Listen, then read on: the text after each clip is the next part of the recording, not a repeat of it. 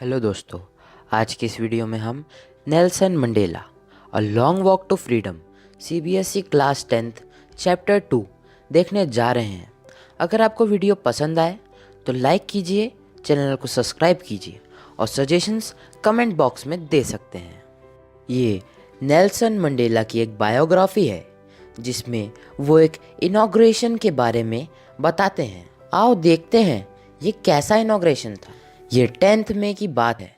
आसमान डूबा और साफ था। कुछ दिनों से मंडेला लोगों से घिरे हुए थे, जैसे डिग्निटरीज और वर्ल्ड लीडर्स जो वहाँ नेल्सन मंडेला को इनॉग्रेशन के पहले ट्रिब्यूट पे करने आए थे। सेरेमनी एक सैंडस्टोन के बने एम्फी थिएटर में हुई थी जो कि यूनियन बिल्डिंग्स ऑफ प्रिटोरिया में है। सालों से यह सीट वाइट सुप्रीमेसी के हाथों में थी, पर अभी एक रेनबो गैदरिंग की जगह थी जहां पर डिफरेंट कलर्स और डिफरेंट नेशंस के लोग साउथ अफ्रीका की पहली डेमोक्रेटिक नॉन रेशियल गवर्नमेंट के इंस्टॉलेशन के लिए आए थे। सबसे पहले मिस्टर डी क्लर्क को ऑफिशियली सेकंड डिप्यूटी प्रेसिडेंट घोषित किया गया और फिर थाबो मैबिकी को फर्स्ट डिप्यूटी प्रेसिडेंट घोषित किया गया। Today, all of us do by our presence here given glory and help to newborn liberty out of the extraordinary disaster that lasted too long must be born a society of which all humanity will be proud. We who were outlaws not so long ago as outlaws have today been given the rare privilege to be the host of nations of the world on our own soil.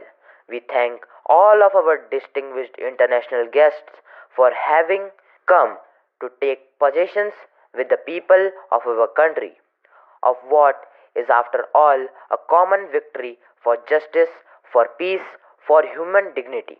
We have achieved a lot of political emancipation. We pledge ourselves to liberate all our people from continuing bondage of poverty, deprivation, suffering, gender, and other discrimination. Never, never, ever again shall it be that this beautiful land will again experience the oppression of one by another. The sun shall never set on so glorious a human achievement. Let the freedom reign. God bless Africa. उसके कुछ ही देर बाद सबकी आंखें आसमान की तरफ उठ गई क्योंकि साउथ अफ्रीका के जेट्स और हेलीकॉप्टर्स ने एक से एक करतब किए। कुछ देर पहले highest generals, African defence force और पुलिस मंडेला को सैल्यूट कर रही थी, पर कुछ साल पहले यही लोग मंडेला को सैल्यूट करने की बजाय उन्हें अरेस्ट करने की कोशिश करते थे।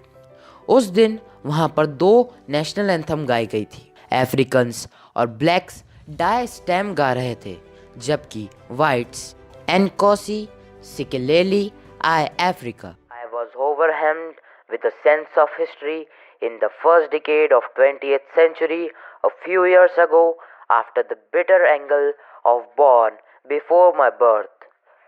The white-skinned people erected a system against dark-skinned people.